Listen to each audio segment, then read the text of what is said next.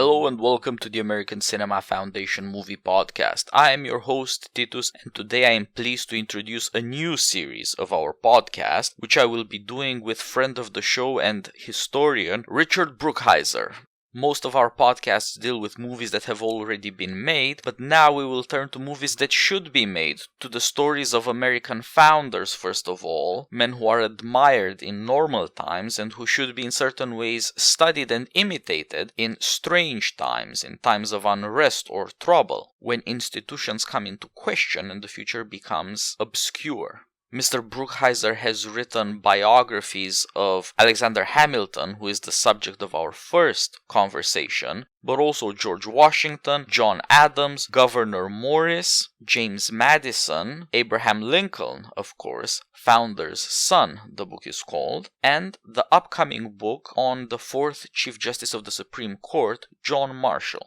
These are wonderful books for young high school or college kids who have a taste for adventure and nobility. They are wonderful for people of all ages who want to engage in that most American habit, lifelong learning.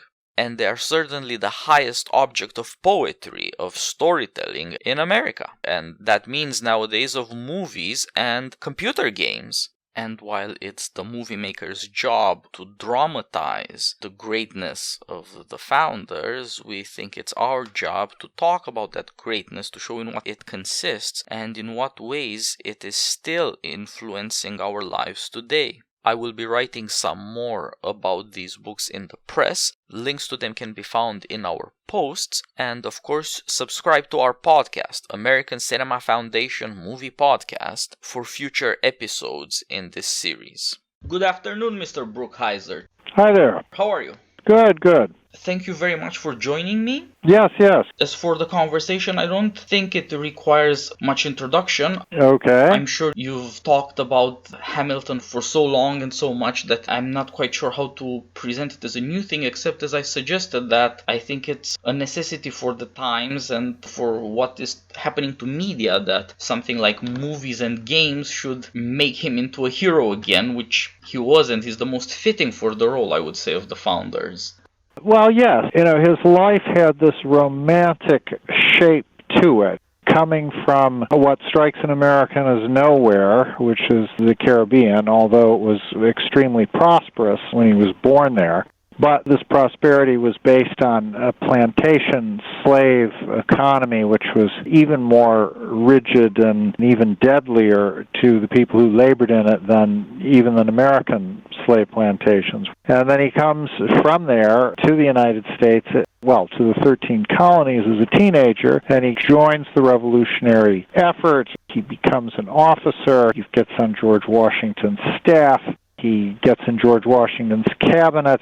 He has a successful and controversial and significant career, and then he's shot and killed in a duel. Yes, that's very well put. His story is dramatic from start to finish in ways that are both enthusiastic and tragic, so that the audience is just going to go along with him. And at the same time, there is so much that you can show. You can show, as you mentioned, the plantation system in a way that was even worse in the South, in the West Indies. You can show New York in the era when it first became a great city. You can show, of course, the revolution, the convention that made the Constitution, the foundation of political institutions like the presidency and the Secretary of the Treasury in Hamilton's case, and the incredibly violent, passionate, and formative disagreements of the 1790s, back when Americans not only called each other names but threw each other in jail for political disagreements.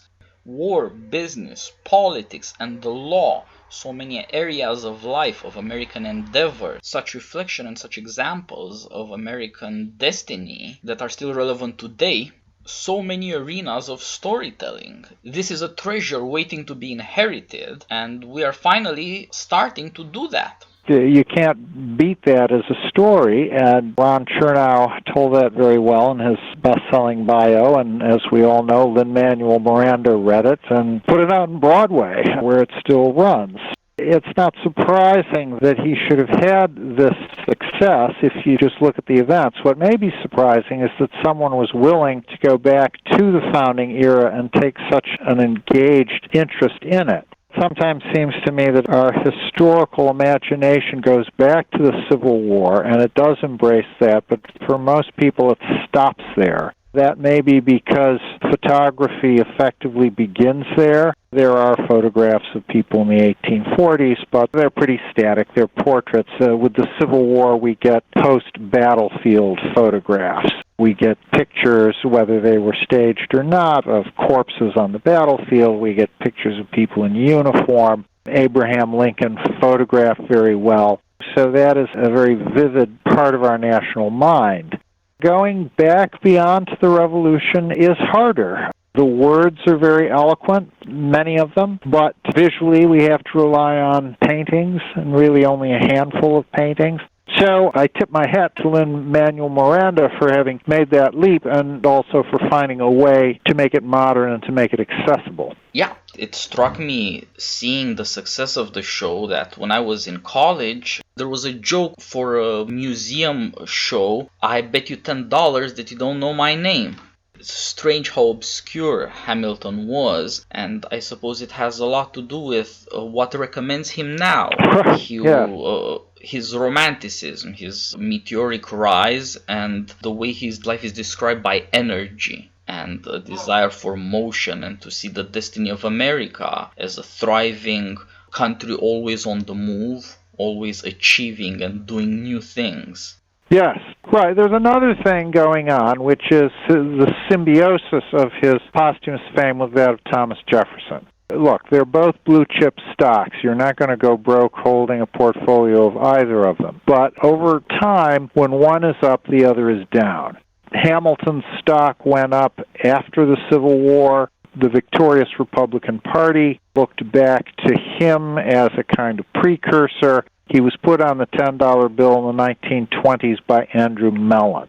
But then with the Depression, with the disgrace of Republicans, with the election of FDR, Jefferson comes back up, and FDR very consciously embraces Jefferson. He's the one who builds the Jefferson Memorial. He's the one who puts Jefferson and Monticello on the nickel. He's looking for that eloquence with which to combat fascism internationally, but he's also looking for an ancestor in the Democratic Party. And even though Jefferson didn't call his party the Democrats, they were called the Republicans when Jefferson was alive, it is still the same party as Franklin Roosevelt's. It's a continuous organization, so he's legitimately claimed by Roosevelt as an ancestor. Also, Jefferson was demagogic on the subject of the rich.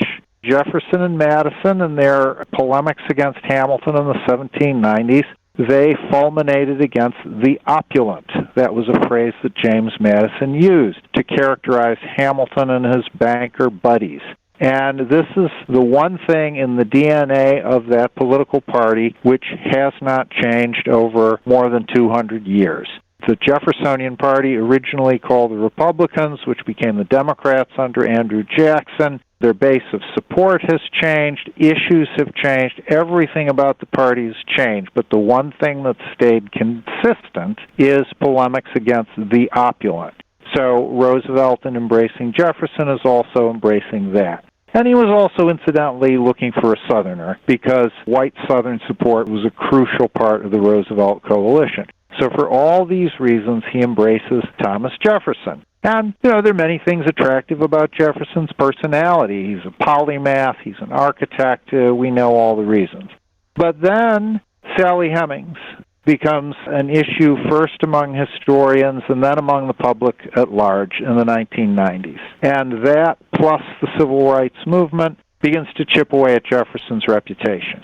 And so as Jefferson falls, Hamilton rises. It's also the case that Hamilton was one of the founders of the New York Manumission Society. This was a society which lobbied to defend the rights of free blacks in New York State and ultimately to end slavery in New York State. New York was a slave colony and state all the years that Hamilton lived in it. When he first arrived in New York City, 1/6 of the population was black slaves. That's a smaller proportion than it was in his Caribbean homeland, but it was still pretty heavy. As a result of the New York Manumission Society and its activities, slavery ends in New York State by 1827. It took a long time. It was a gradual process, but it finally worked. And Hamilton was associated with that. So when you compare that record to Thomas Jefferson's record as a slave owner, as a man who seems to have fathered children with a woman that he owned, Hamilton looks better.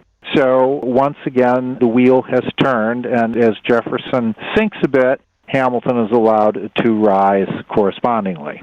Yeah, this brings up a big issue about Jefferson and Hamilton. Jefferson is America's Democrat, man of the people. He speaks for everyone, and everyone is uplifted in his self-consciously universal and even philosophical political rhetoric. Hamilton was a man of the people in a different way. He was looking to practical life. He was far more interested in the life of commerce and the law, which Americans are far likelier to be involved with one way or another than with lofty rhetoric.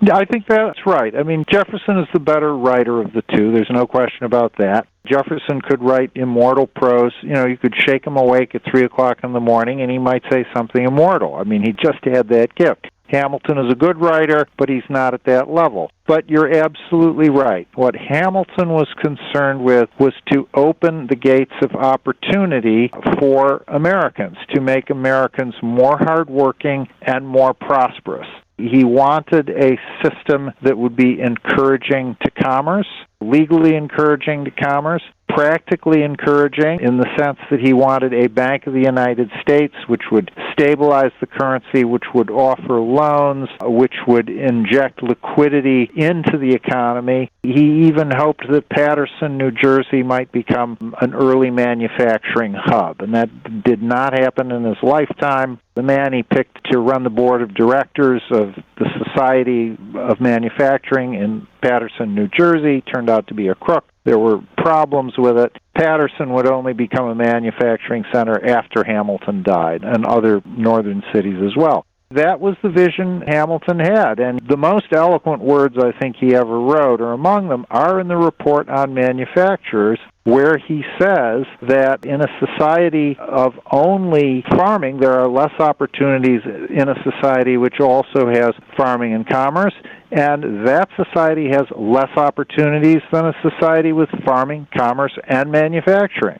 And he says when there are more professions, more fields of activity available to people, they are more likely to find their own particular talent and develop their own particular skills. And when he's writing that, he's thinking, I believe, about Alexander Hamilton and how easily his life could have been just cut short, bottled up in the Caribbean. He might never have gotten out of there, never had a chance. But by coming to a country that was already more flourishing and more diverse than the island where he was born, he did get a chance, and he wanted to multiply those chances for future Americans. Yeah, and he fit perfectly in New York for that reason. New York was the best place he could have come. The three big cities when he's coming here are New York, Boston, Philadelphia. Of course, Boston was originally the Puritan religious experiment. Philadelphia was the Quaker religious experiment. The one was the city on the hill, the other was the city of brotherly love. But New York, originally New Amsterdam, was all about show me the money. It was a post for extracting furs from the interior and trading them, and then it got into trading everything else. And getting and spending is always what New York has been about, and Hamilton came to the right place. Yeah, it's an uncanny bit of luck, and it seemed as much as his early experience to prepare him to look at America's future very clear-eyed. His view of energy as the national quality and of American restlessness that would not allow people to settle in one occupation, say generation after a generation, or in one way of life generation after a generation, but they would always search something that they could be good at and that they could do well by. He was, again, from personal experience, aware of how doing something one does not like dulls the mind and the efforts. Right, and it was more than luck. It was more than pure chance, because one of his patrons in the Virgin Islands His first job was at a merchant house called Beekman and Kruger, and the Krugers, it was a business headquartered in New York. It had a branch in St. Croix. It had another branch in Curacao and another one in Bristol. They were involved in the triangular traffic that we all read about in school, and so this was a trading firm that he worked for, and New York and the West Indies had a very close connection because we refined the sugar and then we sent staples to the West Indies that they either couldn't or couldn't afford to grow there because sugar was the crop they were turning out. So, yes, it's a lucky chance that he ended up in New York, but probably not so rare as all that because of this old New York-West Indies connection. Yeah, and that's, again, the life of commerce, which is not just America's life, but is modern life, and it was the big connection between Britain and America. And even in his days in office, Hamilton insisted on the importance of commerce, on good credit, which is an international judgment on the life of business, and of course on keeping a neutral policy towards Britain that would allow as best as possible commerce to continue, on which he thought the fate of the nation depended. Right. The one coincidence that when you read about this period you have to keep in mind is that George Washington is first inaugurated as president in April of 1789. The Bastille falls in July of 1789. That's 3 months later. So 3 months into our new experiment with a new constitution, the French Revolution begins. And for the next 25 years, the United States is going to be living in the shadow of a revolutionary world war. It's longer than World War II. It's almost as long as the Cold War. It's a very hot war. It involves the two great superpowers of the earth, Britain and France, plus every other European nation as well. And it's inflamed by ideology. And America is this small, new, still insecure nation on the edges of it all. And how do we navigate this crisis? And this is a preoccupation of Hamilton, of George Washington, of Thomas Jefferson, of the whole American political class. And the different approaches that they had to this international crisis helped define the first two-party system in American domestic politics. Yes, and of course the twin tendencies that emerged have been with America ever since, in one partisan configuration or another, more of a neutrality policy or more interventionism. And the issue of commerce, because it's both domestic and international, brings up this other part of Hamilton's thought. Aside from looking for prosperity for America and opportunities for people to thrive, he was also worried about the fact that war is just dangerous in itself and it's threatening to a young commercial nation, especially one so given to an ideological present or ideological partisanship. America could tear itself apart by ending up with English and French partisans pressing their case too hotly, and of course it could involve itself in dangerous warfare which might break its unity.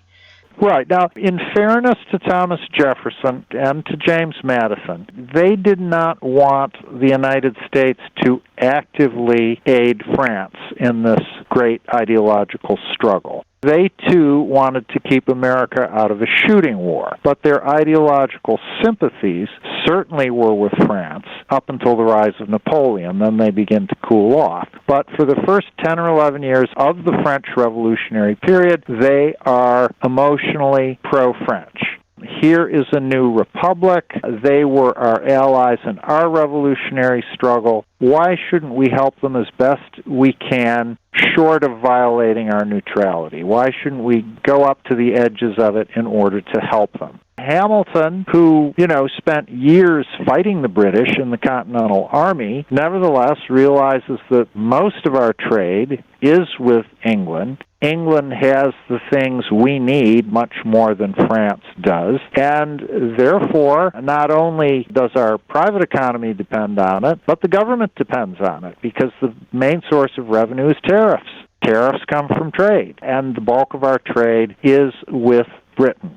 So why pick a fight with Britain? This is always governing Hamilton. He is willing to stand up to the British on occasional issues as they arrive. There's one point in the Washington administration where the British ask They're feeling out the administration to see if they can march an army from Canada across American territory to attack Spanish territory on the west coast, because it looks like Britain and Spain may go to war. And, what Hamilton tells the British agent who's feeling him out on this question is, no, of course not, you can't do that. And so they back off, they drop that. So there Hamilton was willing to say to the British, no, we're not going to do something you want. But in general, he's in favor of friendly relations. He doesn't want to provoke them. And this is an issue which shapes the first American two-party system. Hamilton and his party, the Federalist Party, has this view of Britain and of the importance of its trade with us. Also, their suspicion of the French Revolution and the direction it's taking. Jefferson and Madison and their party, the Republicans, later to become the Democrats, think, great, another republic in the world, isn't this wonderful? And they ignore and downplay and disbelieve the accounts of atrocities that cross the Atlantic as the French Revolution becomes more radical and more violent. And they really don't emotionally disconnect from the French Revolution until the rise of Napoleon. That makes them cool off a bit, because Napoleon is a man on horseback. He's a military figure. That is something Jefferson and Madison and their party does not like. But until then, which is practically at the end of Hamilton's life, they think French Revolution is just fine. And Jefferson, he writes a notorious letter to an American diplomat, William Short, who's writing home about the violence that he's seeing in the French Revolution on the spot. It's called the Adam and Eve letter, because he said if everyone there were killed except an Adam and Eve and they free, France would be better off than it now is. I mean, if you take that literally, that is a chilling, bloodthirsty sentiment. Yeah. How literal was Jefferson? I mean, a lot of good writers, when they get a phrase, they go with it. Certainly this was a quality of Jefferson's. His rhetoric is so powerful it could run away with him. But that's what he wrote. That's what he put down on paper to an American diplomat. Hamilton would never have said something so foolish.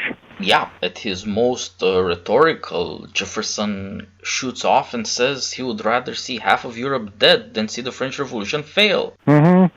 Yes. That's a self-caricature of principle without prudence. Whereas Hamilton, of course, was the opposite. He may have seemed unprincipled, especially to many of his adversaries, but his prudence made him the one American Burke when it came to the French Revolution. Right. He writes a letter very early on to Lafayette, who's an old friend of his from the American Revolution. And Lafayette was a leader of the French Revolution in its early, more moderate phase. And, Hamilton writes him a letter at the end of 1789, and he's congratulating Lafayette and wishing him and France well. But he has some worries, and they're pretty prescient. He talks about the refractoriness of your nobles. In other words, your nobles are not going to admit any changes at all. They're just going to dig in your heels. And he talks about the philosophic reveries of your politicians. In other words, people who don't have political experience, but they think they know everything because they've theorized about it. And this will have worse and worse consequences as the revolution goes on. So it was a warning that turned out to be very far-sighted. And so, even when he seems immoral on these matters, Hamilton has prudence and a real concern for common good, even for what's going to happen to the French just as French, not in relationship to America. At his best, he's for armed neutrality, which is the opposite of principle without prudence. He doesn't want war, but he's deeply aware that a lot of politics is deeply immoral, and a nation is contemptible if it is weak. Yes, he knows that America is weak. It's still a small country, finding its feet. He hopes that it will become great and strong, but he knows we're not there yet. And he knows we need time, and we need peace, and we need prosperity. So, even longer than the short range for the middle term, that is his guiding principle in foreign affairs. So there are these two great shows of prudence that make Hamilton a founder. One, his great reports and his great work at Treasury to help establish the American economy on a foundation that will thrive and that is still, of course, recognizable today. And the other one on foreign policy of armed neutrality, which in a sense is even more important because it was even less obvious to people. the importance of ideological politics and partisanship in domestic politics being played out through issues of foreign politics in a country that had mostly disbanded its armed forces is astonishing to any student of politics. Few were the people like Hamilton who wanted a real army, and nevertheless not to use it for any partisan or ideological purposes, but only to be able to protect American interests. And I would add a third point, which is maybe the hardest to discern of all three. And that's Hamilton's legal acumen and his concern for the importance of contracts and contracts being recognized in American law.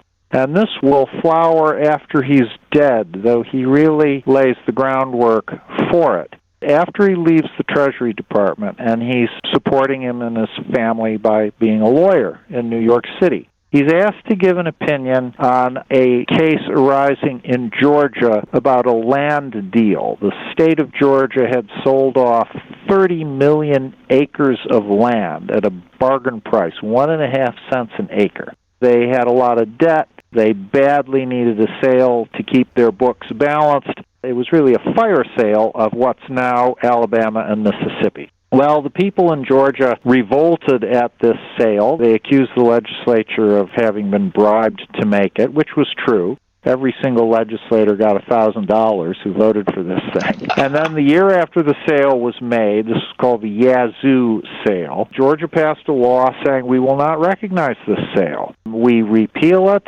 Anyone who tries to bring it into a Georgia court, any official of the state who recognizes it in any way will be fined $1,000. We expunge it from our law books. In other words, they wanted to make it impossible to go into a Georgia court and sue to uphold a purchase from the Yazoo sale. Okay, well, a lot of speculators had bought this land, and they wanted to make good on their investment by reselling it. So some of them go to Alexander Hamilton, now private lawyer, and they ask his opinion. What is the legal status of this sale, given what the state of Georgia has done? Hamilton writes a little 500-word opinion where he says that for governments to renege on their contracts would be both unjust and unwise. But there's a third factor, which is that Georgia is part of the United States, and the United States Constitution has a contract clause. Congress nor the states shall pass laws infringing on contracts. And Hamilton knows this clause very well because he's probably responsible for putting it in the Constitution. There was some debate in Philadelphia about it. Inconclusive. The contract clause first appears in the final draft of the Constitution, which was produced by the Committee of Style, on which Hamilton sat. He was one of 5 members of the Committee of Style, so he probably stuck the contract clause in the Constitution. So he's saying Georgia has to honor the contract clause because of the Constitution. When this case finally comes to the Supreme Court in 1810, this is 6 years after Hamilton's been shot, Chief Justice John Marshall, the case is called Fletcher versus Peck. These were 2 speculators. One of them had sold some Georgia land to the other, and the guy who bought it said, oh wait, Georgia has reneged on the sale, so I want my money back. So they went to court. And it came up to the Supreme Court, and Marshall rules that Georgia cannot expunge the Yazoo contract. They made this deal, and the deal has to go through. And his opinion is essentially an extended version of the little 500-word version that Hamilton had written in the 1790s. So this was a posthumous effect of Alexander Hamilton's legal thinking, which was to make sure that the United States would be a country in which contracts would be honored. And this had huge and long-standing effects on American business and legal culture. And the reason I know about that, my latest book coming out in November is about John Marshall, called John Marshall, the Man Who Made the Supreme Court, and he had known Hamilton. He was friendly with Hamilton. He was an admirer of Hamilton's, and it's fun to see how Hamilton's thought percolates through many of Marshall's great decisions. But this one, Fletcher versus Peck, the sanctity of contracts, is one of the most important. Of course, we have to do a talk about the 4th Chief Justice when the book hits the shelves. I'd be happy to. And I'm glad you brought him up because the case shows so well Hamilton's rhetoric at his best that he gives you prudence, he gives you principle, what's wise and what's just, but he also gives you the technical details that make it stick legally because everything else is kind of disputatious. Mm-hmm. That's right. Yes, it's Marshall's Supreme Court decisions. His major ones are 9,000, 10,000, sometimes 12,000 words long. This is a little 500-word opinion, and it's just distilled. It's like a shot of vodka or something. It's just you get the bang right away. Yeah. What Jefferson could do with political philosophy for regimes, Hamilton could do for the philosophy of law. Mm-hmm. And of course, in a country so dependent on commerce and at the same time comprised of different jurisdictions that also temporarily overlap in crazy ways, what does the Constitution do to the 13 states after it comes into effect? And of course, what are the relationships going to be between the warring parties, the loyalists and the patriots, after the Revolutionary? Getting contract right and trying to establish, however difficultly, a sound basis for property and to deal with all the conflicts resulting in Hamilton's New York City itself, occupied by the British for so many years during the war. Getting these things right is essential to establishing the trust required for commerce. Right. You're alluding to one of Hamilton's most important pre-constitutional cases. This was in the mid-1780s, and it had to do with the British occupation of New York during the war. It was Rutgers versus Waddington. Mrs. Rutgers was a patriot who had owned a brewery in New York City, and when the British occupied the city, they allowed it to be rented by a man named Joshua Waddington, who was acting on behalf of British merchants, who would then use the property for their own benefit. And this was done according to the laws of war, which gave the occupying power the right to make certain legal decisions and make them legally. I mean, they weren't just taking it. They were saying, okay, now it's being rented by this guy. And so then after they left, she sued for damages. She said this had been seized, and she was suing Waddington. And this is a very popular, case, because here she was this patriot, she was this widow, isn't this a shame? And Hamilton defended Waddington on the grounds that the laws of war, which the United States and Britain both accepted, had given the occupying nation the power to do this. His point was what Joshua Waddington was doing, he was entitled to do under the laws of war, and the New York State law that allows patriots to sue people should be overturned, because it flies in the face of the laws of nations. It also flies in the face of the Treaty of Paris we have just signed, which in arranging how Britain would leave the United States and what would happen to people who had taken the British side during the conflict, had said there'd be no reprisals.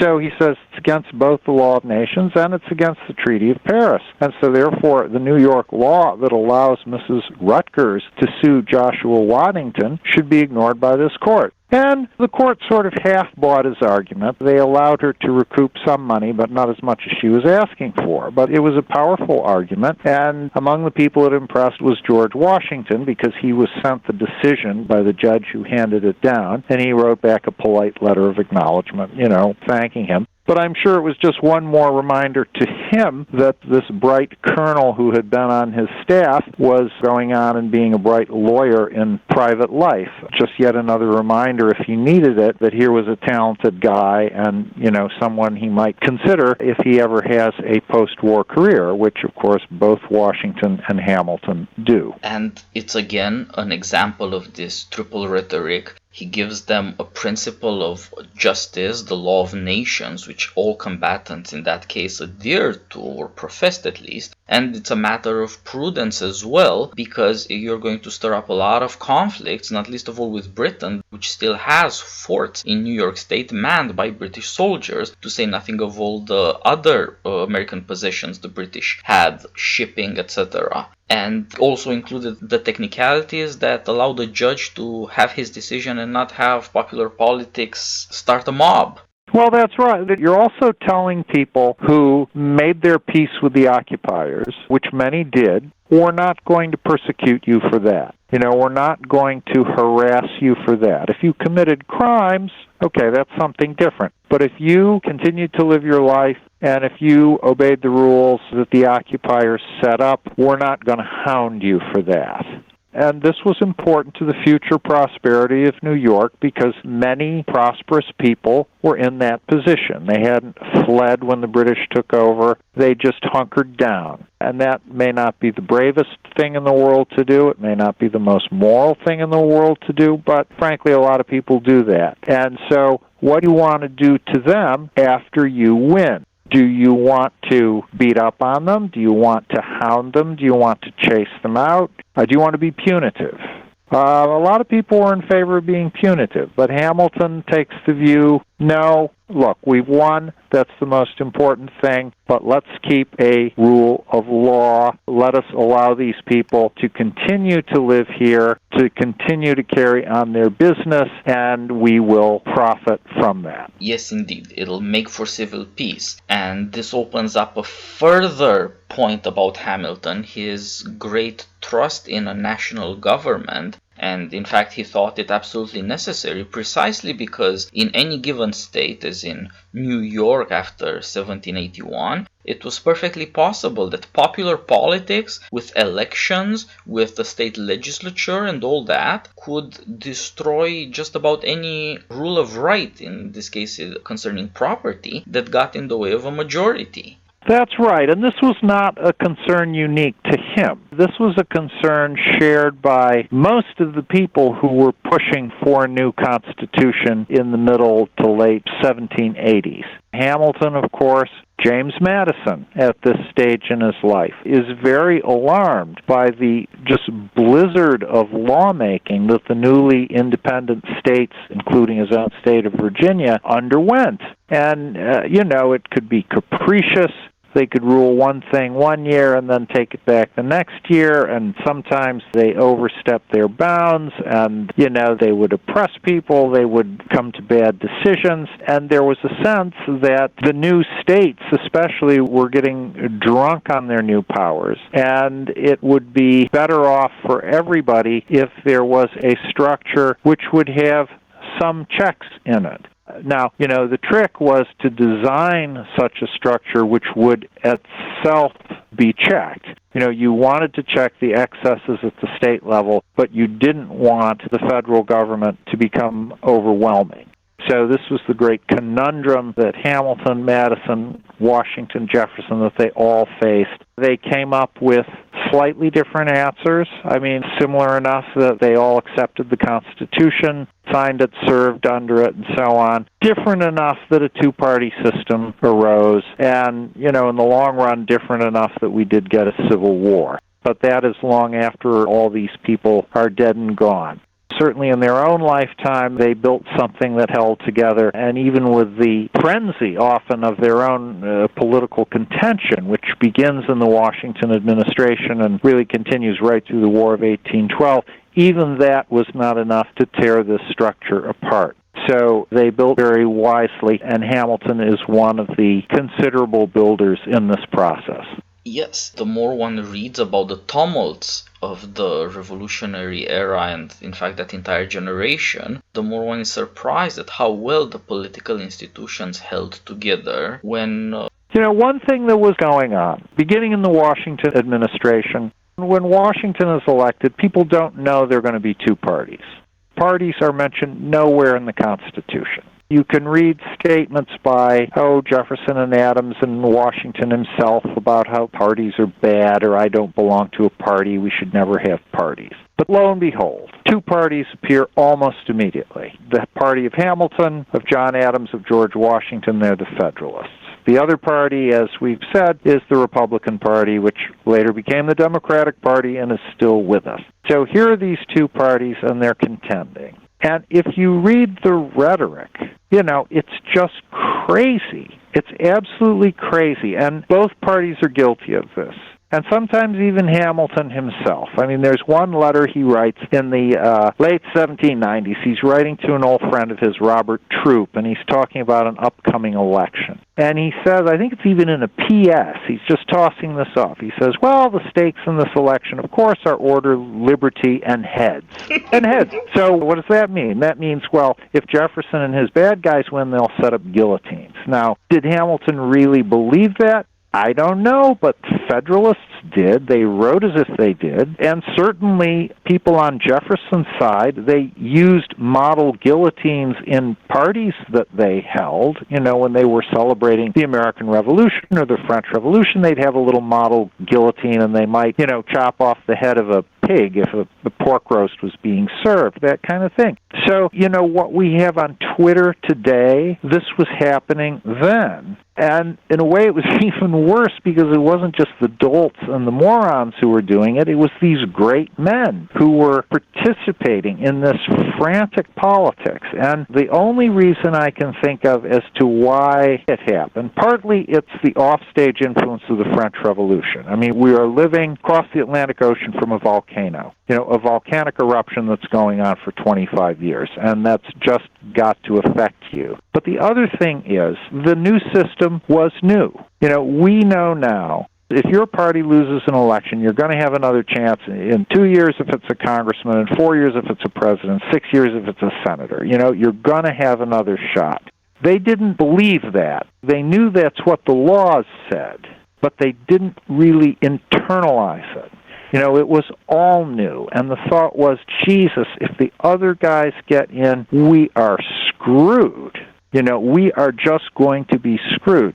So the Federalists thought if Jefferson and his gang come in, they're going to tear the government apart. And Jefferson thought if these Federalists stay in, they're just going to lock themselves in power forever, and they're going to turn it back into a monarchy. You know, that's what they thought. And for all their brilliance and their foresight, they didn't know something that Americans have learned, which is that the wheel turns.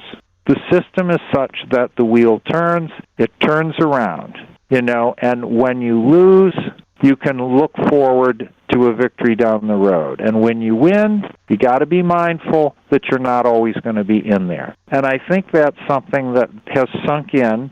You know, you wouldn't believe it if you go on Twitter now, but I do still believe that people still understand that. It's not something that they had yet really fully accepted in the 1790s. In the 1800s, Hamilton, of course, dies in 1804. Really right up to the War of 1812, it's still boiling and burning.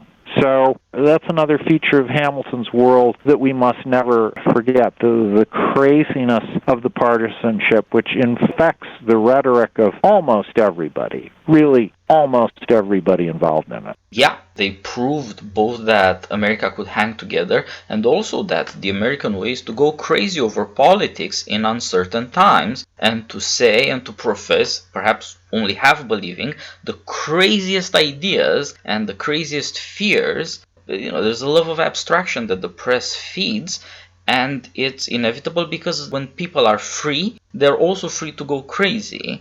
And here's my epitome for how crazy it was. When Vice President Cheney shot that guy, it was an accident and he lived.